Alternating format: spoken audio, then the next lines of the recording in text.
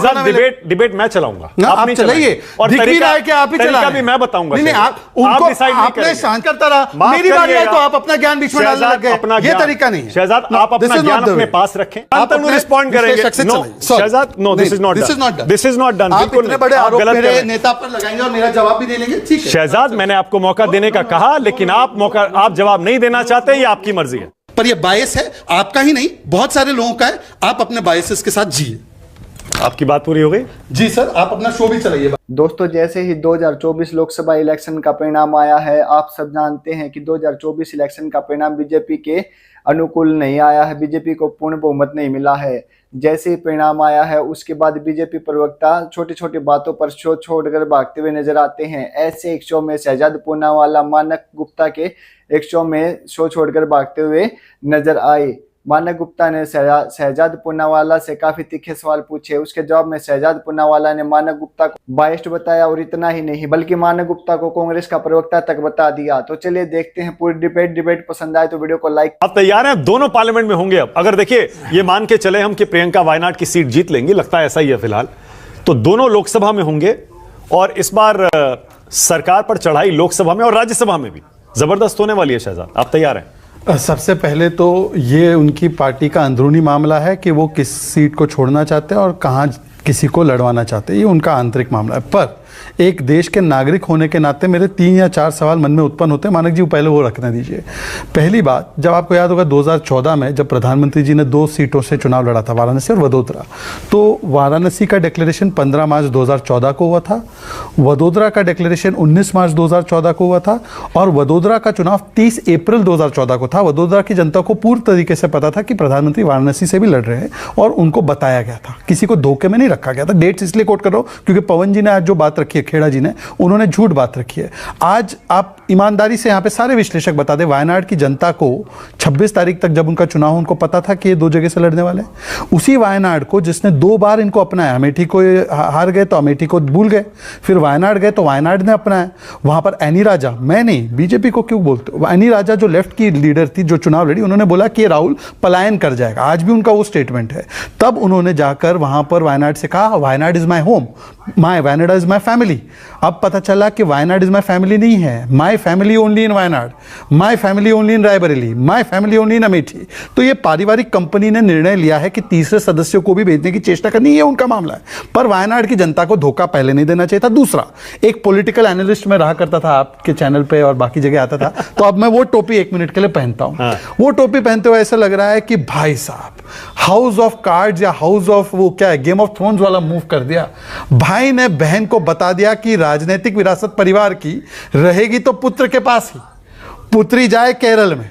Left को बताया तक नहीं कि हम वहां से फिर से चुनाव लड़ रहे, प्रियंका इस बार लड़ेगी। लेफ्ट को नाराज कर दिया तो लेफ्ट की नाराजगी झेले बहन।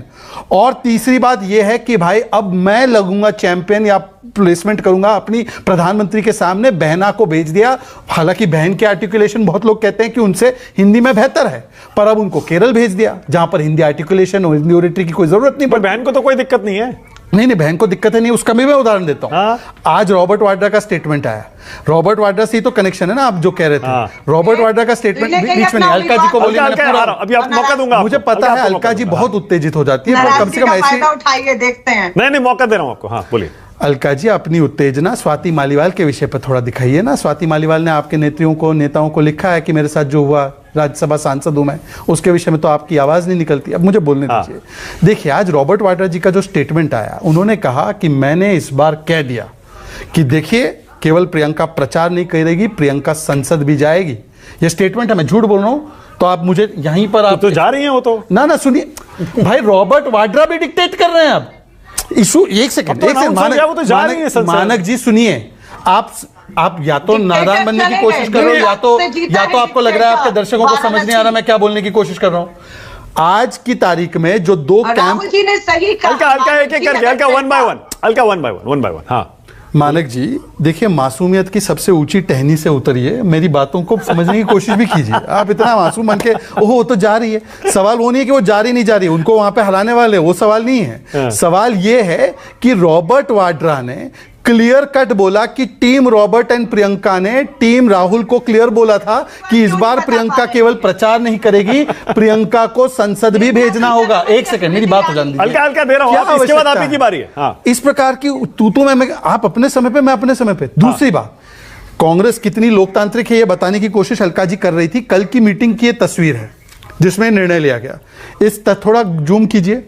ये खड़गे जी के पास सोनिया जी के पास सुपुत्र राहुल जी के पास बहना प्रियंका जी के पास केसी वेणुगोपाल जी। ये 5 लोगों की पंचायत थी। इसमें 3 एक परिवार के सदस्य जो निर्णय प्रियंका का कर रहे हैं। ये कांग्रेस के लोकतंत्र की पूरी परिभाषा है भाई। मतलब कि ये कांग्रेस का फ्यूडल माइंडसेट है कि मेरी फैमिली ही सब कुछ है। हल्का जवाब दे रही। और आखिरी बात, आखिरी बात, बोलिए। आखिरी बात। ओके, 20 सेकंड और 20 सेकंड और शहजाद, 20 सेकंड और। हल्का आ रहा हूं, उसके बाद हल्का 20 सेकंड और रुक जाइए, उसके बाद आप बोलिएगा। हाँ, बोलिए। तीसरी और आखिरी बात, क्यों राहुल जी ने प्रियंका को वहां से लड़वाने के लिए कह दिया? क्योंकि उत्तर प्रदेश में जैसे बुर्खा डाले या बिना बुर्खा डाले महिलाएं 1-1 लाख रुपए मांगने आ रही है। उनको पता है कि अब बाइपोल होगा तो जो समाजवादी के कंधे पर बैठकर कुछ वोट मिल गया है वो मिलने की स्थिति नहीं है कांग्रेस की। और इसीलिए स्ट्रेटेजिकली इन्होंने कहा कि चलो केरला में ज्यादा सेफ है तो वहां से हम लोग उसी हल्का बोलिए, आपकी बात। मानव जी, ये पूरी की पूरी भाजपा गांधी परिवार को लेकर कुंठाग्रसित रही है। इसलिए इन्हें तस्वीरों में मल्लिकार्जुन खड़गे, अरे वो कांग्रेस के राष्ट्रीय अध्यक्ष है, बिल्कुल ठीक कहा। सोनिया गांधी, अरे सोनिया गांधी जी कांग्रेस की पूर्व राष्ट्रीय अध्यक्ष, पार्लियामेंट्री पार्टी की चुनी हुई नेता हैं। इन्हें राहुल गांधी दिख रहा है, वो राहुल गांधी पूर्व कांग्रेस के अध्यक्ष हैं। इन्हें केसी वेणुगोपाल जनरल सेक्रेटरी, संगठन महासचिव हैं।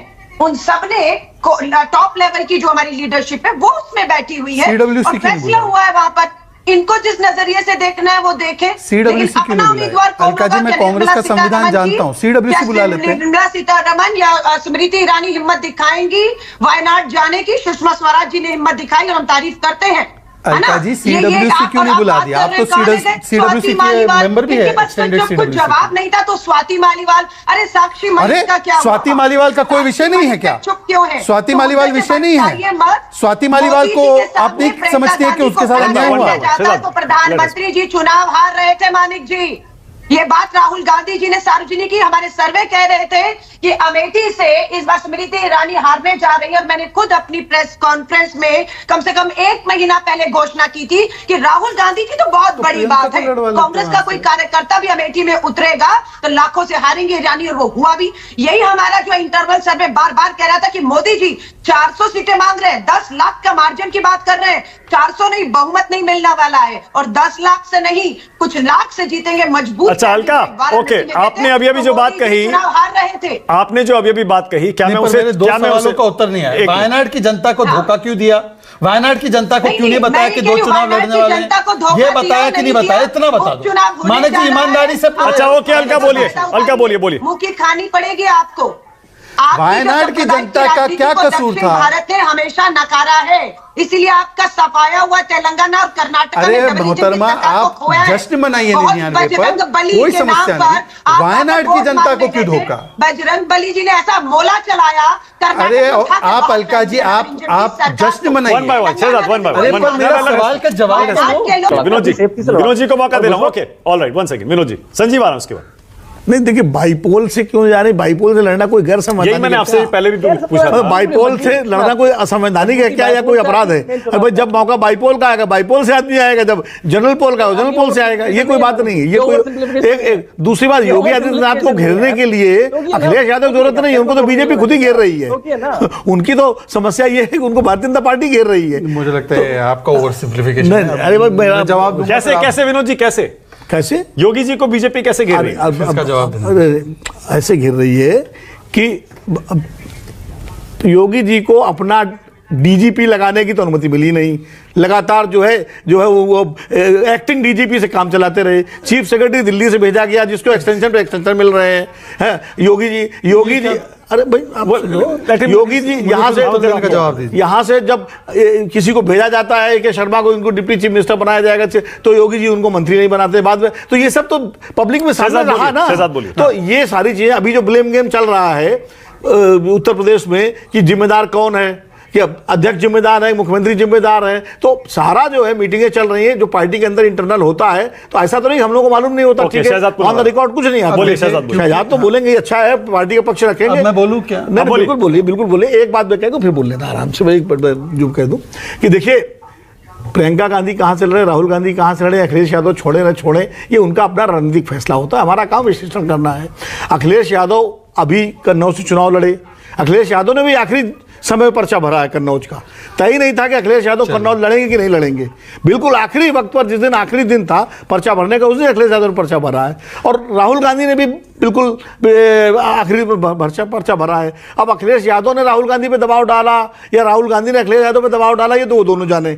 इस पर हम ना मैं वहां था, ना शांतनु जी वहां थे, ना कोई आपस में उनकी क्या बात हुई। लेकिन सवाल ये है, अच्छा विनोद जी, अब अखिलेश यादव समाप्ति नहीं हो रहा, आप फिर टाइम है दे रहा हूं। अखिलेश यादव, विनोद जी इस पर एक छोटा सा मैं अरे स्पष्टीकरण मानिक दे जी, दूं। आप देखिए, एक तो ये एक तरीका से शहजाद दे रहा हूं। उन्होंने कई सारे आरोप लगाए, अगर मैं उसको खंडन नहीं करता हूं तो मैं एज अ राष्ट्रीय प्रवक्ता अपना धर्म नहीं निभा रहा हूं, तो मैं अपना बोलूंगा, आप अपना ज्ञान बाद में दीजिए। मैं आपसे पूछ रहा हूं, अब मैं देखिए, ये मेरे साथ अन्याय है, ये अन्याय है। आप मुझे काउंटर करने का भी मौका नहीं देंगे, मतलब विश्लेषकों की बातों में।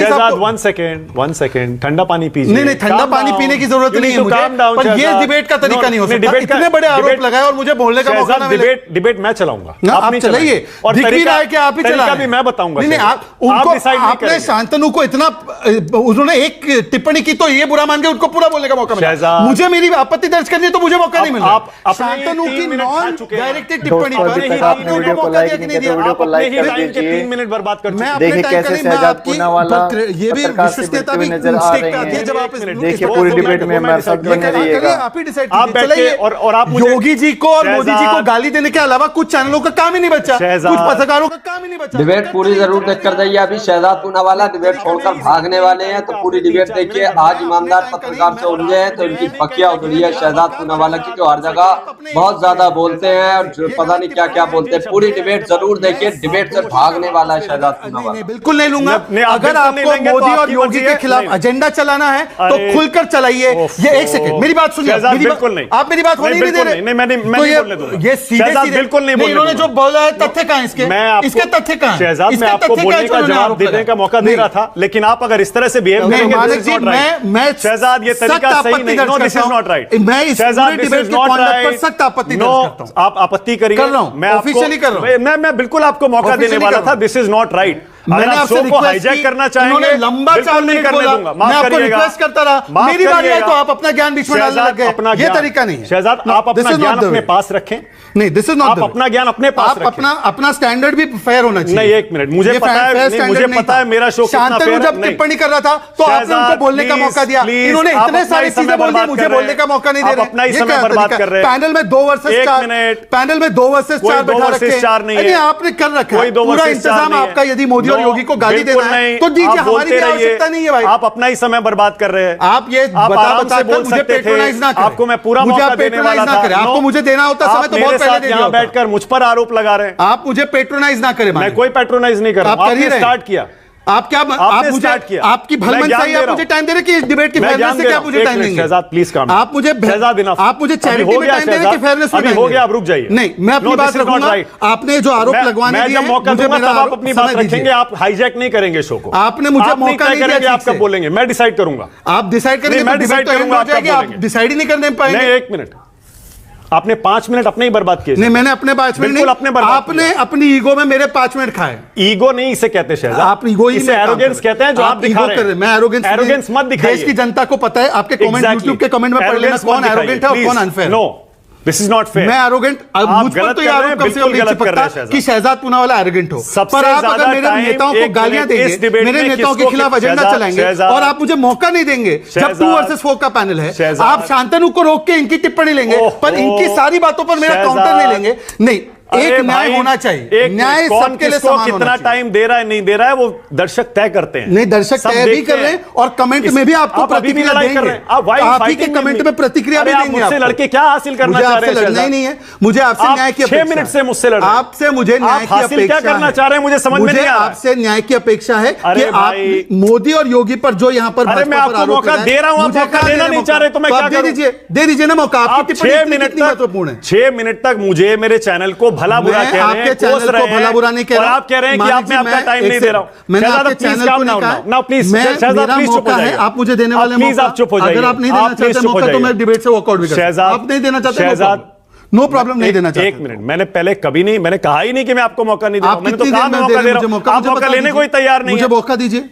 आप फिर दे दीजिए। हर किसी को ना एक ही ब्रश से पेंट नहीं करना चाहिए। आप मौका दे रहे हैं मुझे अपनी बात करने वो का, मैं ये डिसाइड सुनाने के करूंगा लिए ना, आप मुझे वो मौका मैं नहीं डिसाइड दे रहे हैं। करूंगा। ठीक है, लेकिन आप 2 वर्सेस 4 में आप शांतनु को शब्दों क्यों का रोका? फिर इस्तेमाल आपने नहीं करेंगे। शांतनु वो को शांतनु रोक के को इनसे तय टिप्पणी करने क्यों दी दीजिए। फिर आपने? शांतनु के साथ सही हुआ गलत हुआ वो शांतनु तय कर लेंगे। अच्छा, नहीं, अभी जब विजय जनता भी देख त्रिवेदी रही है ना। आपके पक्ष में बोल रहे थे तो जनता आप भी तालियां देख रही बजा है। रहे थे।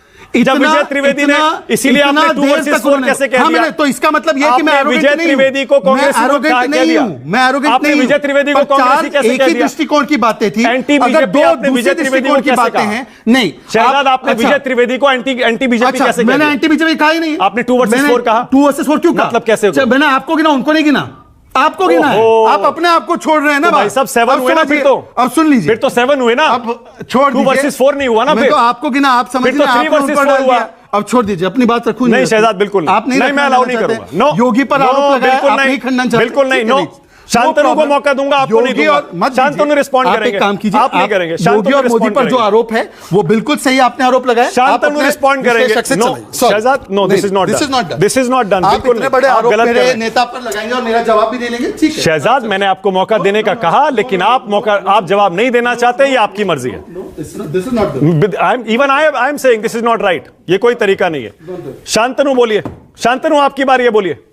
देखिए, मैं बस एक बात कहूंगा, जब मैंने अपना विश्लेषण दिया, मैं मौका दे रहा हूं।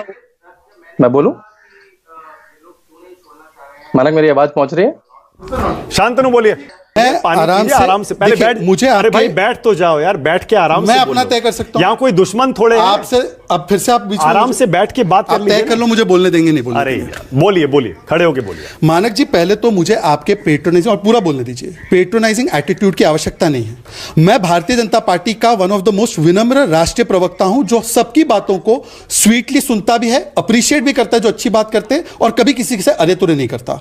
विनोद जी के विषय में शांतनु ने कुछ नहीं बोला था, विनोद जी ने फिर भी उस पर टीका टिप्पणी की, आपने विनोद जी की टिप्पणी आने दी।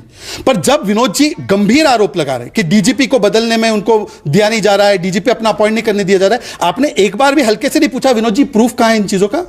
क्योंकि आपका जो एकदम ये है कि भाई मोदी योगी के बारे में जो भी बोलना है बोल दो, और गांधी परिवार के विषय में कोई विश्लेषण भी करे कि भाई परफॉर्मेंस नहीं परिवार के आधार पर, तो आपके आधे विश्लेषक तो बोलते हैं कि परिवार के ऊपर कितना बोलोगे, गांधी परिवार को कितना टारगेट करोगे, तब आपने उसको नहीं रोका।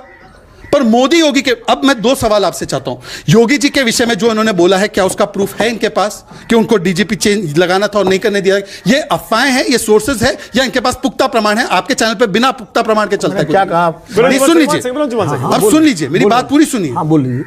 दूसरी बात मैं पूछना चाहता हूं, ये योगी और मोदी के बीच में डिफरेंसेस है, यही पैनलिस्ट, यही जमात, चेहरे देख लो सबके, 2022 के चुनाव से पहले भी आपने ये नैरेटिव फैलाया था नहीं फैलाया था? आज उनसे पूछे ना कि 2022 से पहले जब ये सेम ओपन बुक से कोट कर रहे थे, तब वहां पे कुछ साबित नहीं हुआ, उन्होंने बोला तो इस चुनाव में हटा देंगे, देखना नया मुख्यमंत्री ले आएंगे। यही पत्रकारों की जमात ने, और वही थियरी वापस से आपके शो पर आकर फैला रहे हैं, आप उनको एक भी बार काउंटर क्वेश्चन नहीं कर रहे। इससे पता चलता है कि आपका बायस है। आप वरना पूछते हैं उनसे कि हमारी सरकार बनी, हमारे 71 मंत्री बने, आंध्र में सरकार बनी, ओडिशा में सरकार बनी, ये एलओपी नहीं बना पा रहे। एक सवाल नहीं पूछा, यूपी में हमारे लिए क्या खराब हो गया? हमारी 33 सीट्स है, हम नंबर 2 पार्टी है, पर जिसकी 10 साल में 9 सीटें आई हैं, उससे बोल रहे कि आपने तो फतेह कर ली दुनिया। ये बायस है, और ये bias I am calling it out. Thank you very much, आपने मुझे मौका दिया, पर ये बायस है, आपका ही नहीं, बहुत सारे लोगों का है। आप अपने बायसेस के साथ जिए। आपकी बात पूरी हो गई? जी सर, आप अपना शो भी चलाइए बायसेस। तो दोस्तों, आपने पूरी डिबेट देखी, आपको ये डिबेट देखकर कैसा लगा आप हमें कमेंट बॉक्स में बताएं। और बीजेपी प्रवक्ता आज ये डिबेट में आते समय भूल गए कि किसी गोदी पत्रकार की डिबेट नहीं, बल्कि एक निष्पक्ष पत्रकार मानक गुप्ता की डिबेट। दोस्तों, वीडियो पसंद आए तो वीडियो को लाइक करिए, अगर चैनल के ऊपर नए तो चैनल को सब्सक्राइब करके बेल आइकन को ऑन जरूर कर लीजिए, ताकि आप निष्पक्ष पत्रकारिता की वीडियो देखते रहें। चलिए दोस्तों, मिलते हैं अगले वीडियो में, तब तक के लिए जय हिंद, जय भारत।